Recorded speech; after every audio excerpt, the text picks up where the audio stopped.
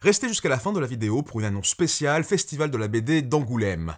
Bonjour toutes et à tous, ici Larry Moderne. Si vous étiez enfant à mon époque, vous connaissiez peut-être la franchise Highlander.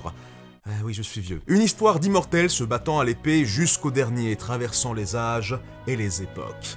Mais tout jeune déjà, au-delà des duels de katana, j'étais fasciné par les implications de l'immortalité. Ah, immortel, ça a l'air cool!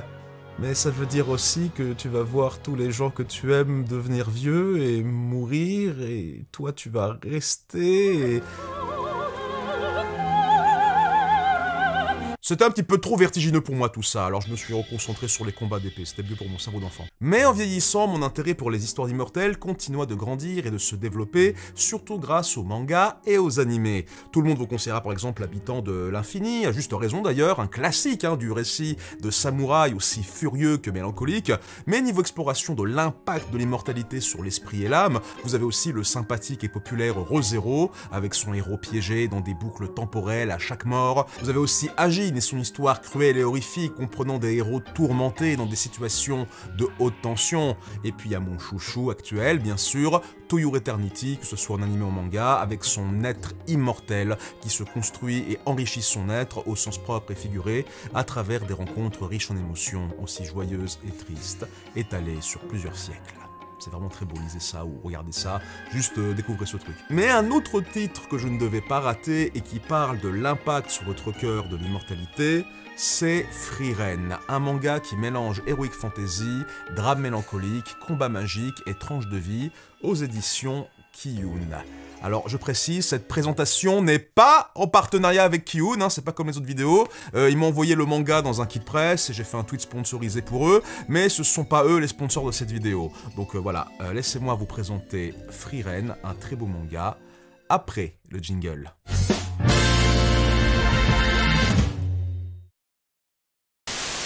En parlant de trucs immortels, vous savez aussi ce qui est immortel? Michel Drucker.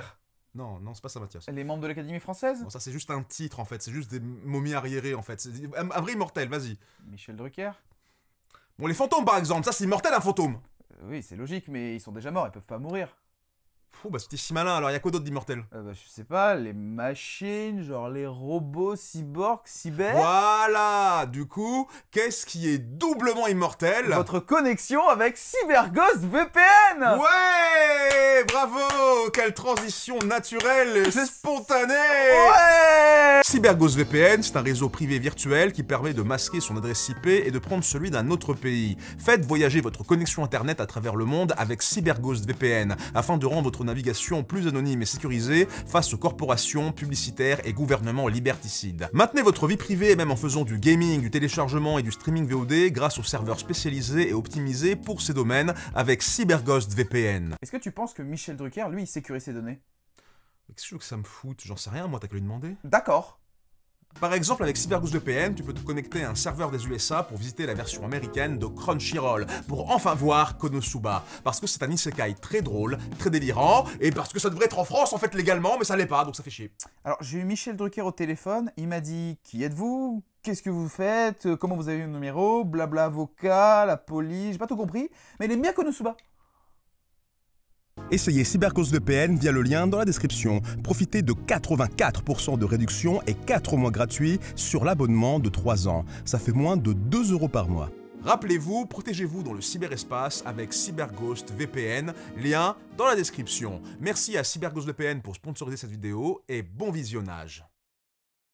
Scénarisé par Kanehito Yamada et dessiné par Tsukasa Abe, Frieren commence par un groupe d'aventuriers composé de Himmel le héros, Aether le prêtre, le guerrier nain Aizen et justement notre protagoniste, la mage elfe Frieren. Mais ce n'est pas une histoire d'heroic fantasy normale, car dès la première page, notre groupe a déjà fini sa quête de battre le roi des démons. Ah, bon bah c'est fait, alors on raconte quoi alors? Qu'est-ce qui reste? Eh bien c'est ça qui est intéressant. Qu'est-ce qui se passe dans la vie des héros de la légende après avoir vaincu le mal? Est-ce qu'ils resteront amis? Est-ce qu'ils continuent leurs aventures? Et que se passe-t-il du point de vue de l'elfe de l'équipe? La quête pour vaincre le roi démon a certes duré 10 ans, ce qui est énorme pour une vie humaine, mais c'est un grain de sable sur la plage de l'espérance de vie d'un elfe. C'est avec un détachement insouciant que Frieren a donné rendez-vous à ses amis dans 50 ans pour admirer les étoiles filantes, sans savoir ou se rendre compte que son frère d'armes Himmel allait mourir de vieillesse quelques jours après leur retrouvaille. « Je ne sais rien de Himmel », disait Frieren en sanglotant. « On n'a passé que 10 ans ensemble. Je savais que les humains ne vivaient pas longtemps. Pourquoi je n'ai pas cherché à mieux le connaître ?» disait-elle d'une voix tremblante, pleurant à chaudes larmes. Frieren s'est donc alors juré de poursuivre sa quête de savoir non seulement sur la magie, mais aussi sur le cœur des humains, afin de mieux les comprendre et en savoir plus sur cet ami qu'elle a brièvement connu.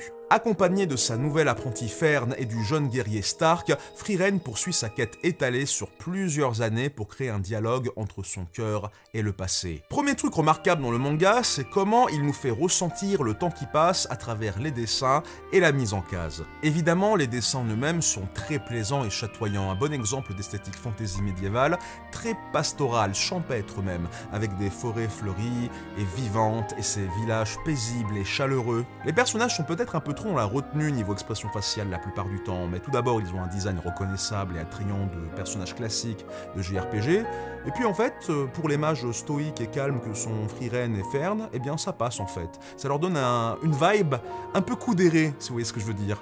Mais lors des scènes importantes comme les funérailles de Himmel, on voit que l'artiste sait faire preuve de délicatesse et justesse pour faire des expressions faciales touchantes. Aussi, moi j'aime bien le look du nain, tu sais, avec son regard perçant et sérieux là, puis je sais pas, il a une dégaine de cousin machin de la famille Adams là, mais avec un casque viking, je l'aime beaucoup, voilà, super. Et puis en parlant du nain, on voit aussi comment il a vieilli là avec ses avant-bras tout maigrelés. Pareil pour Aether le prêtre sur lequel on sent bien le passage du temps sur son visage et son corps. Himmel, lui, est carrément devenu en fait un papy PNJ de MMORPG, donc c'est celui qui a le moins bien vieilli de tous en fait, c'est triste un peu. Mais c'est plus de détails comme ça qui fait comprendre le temps qui passe dans le monde du manga. Les enfants qui deviennent des vieillards, les statues qui rouillent, la végétation sur les ruines, et les jeunes protégés de Frieren qui grandissent. Il peut s'écouler plusieurs mois dans un chapitre, représenté souvent par des petites vignettes touchantes et amusantes, assemblées case par case, dans un découpage qui fait comprendre à quel point le passage du temps est vif et fugace du point de vue de l'elfe. Alors qu'en fait, y a des mois, des fois entiers, qui se passent entre quelques cases seulement. Des mois entiers. Pour vous dire, de la première à la dernière page du tome 1, c'est 80 ans qui se sont écoulés. 80. La première fois, tu le sens pas, hein, mais quand tu te poses 2 secondes, tu dis...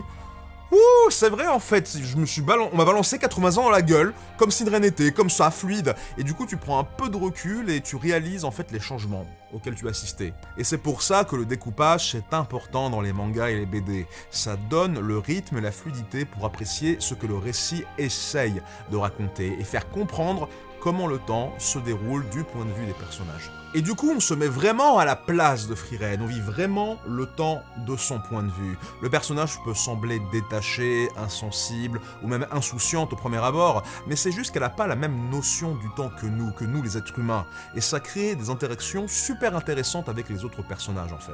Genre comment elle peut passer des semaines dans un seul village tranquillement pour chercher des fleurs, alors que c'est une pause interminable pour son apprenti Fern, ou comment 3 ans pour elle c'est presque rien, alors que pour Stark le guerrier, c'est assez pour s'attacher à un village menacé par un dragon. Frieren apprend à être plus chaleureuse et à mieux considérer le ressenti et la perception du temps de ses proches.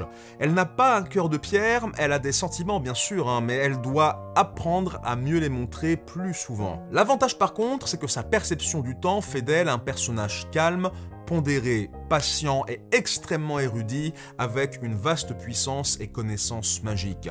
Ce qui est très utile pour combattre d'ailleurs les démons, qui sont les parfaits antagonistes de cette histoire. Car si Frieren doit apprendre à paraître plus humaine et mieux comprendre les autres êtres humains, les démons, eh bien c'est tout l'inverse. Les démons les plus effrayants dans Frieren ne sont pas ceux qui ressemblent à des gros monstres dégueux qui balancent des boules de feu, mais ceux qui paraissent humanoïdes, sophistiqués et raisonnables. Car Frieren a vécu assez longtemps pour savoir que ces démons ne font justement que dans l'apparat. Ce sont des prédateurs qui savent parler le langage humain, mais qui n'ont rien à communiquer ou à exprimer. Ce qu'ils disent n'ont pas de poids ou de sincérité. Pour eux, le langage n'est qu'un moyen de prédation comme un autre, l'équivalent d'une lumière comme ça au-dessus de la gueule d'une baudroie abyssale. Pour eux, dire « tu as tué mon père » ou « maman au secours » ou ce genre de choses, ce sont pas des expressions de détresse en fait, ce sont juste des outils pour éviter les attaques. Ils savent même pas en fait c'est quoi un père ou une mère, c'est un concept étranger pour eux. Ils savent juste que ça empêche les humains d'attaquer. C'est même pas qu'ils sont fourbes en fait, c'est qu'ils sont faits comme ça. Ces démons savent parler, mais ils sont incapables de communiquer, comprendre, dialoguer, évoluer ou faire preuve d'empathie ou d'introspection, de remise en question.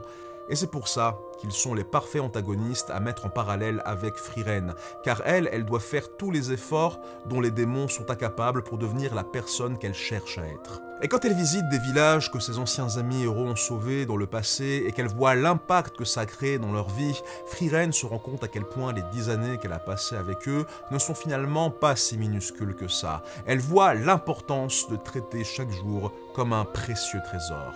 Elle se rapproche de son idéal, de son ami, de son héros.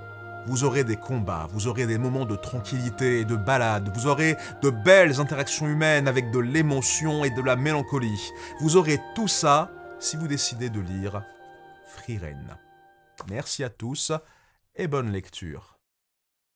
Bonjour toutes et à tous, ici Light Moderne. Comme vous le savez, avec un ami, nous avons lancé Tsubomi Édition, une maison d'édition / application de manga numérique 100% inédit. Eh bien, je viens vous informer que Tsubomi Édition sera présent au Festival international de la BD d'Angoulême, du 17 au 20 mars. Vous pourrez nous retrouver sur notre stand dédié Tsubomi Édition qui se trouve au Nouveau Monde, place New York, plus précisément le stand N23. Mais vous pourrez aussi nous retrouver dans la Cité internationale de la bande dessinée de l'image, plus précisément le Vaisseau Mobius, dans lequel nous organiserons une exposition temporaire. Comme ça, vous pourrez constater le talent de nos auteurs et aussi essayer en avant-première l'application Tsubomi en version alpha. Et toujours dans le Vaisseau Mobius, l'équipe Tsubomi sera présente pour répondre à un maximum de vos questions et aussi présenter quelques nouveautés. Plus d'informations, évidemment, sur le site officiel tsubomi.fr pour ne pas nous rater. Je vous invite donc à venir nombreux à notre exposition temporaire et notre stand au Festival international de la BD d'Angoulême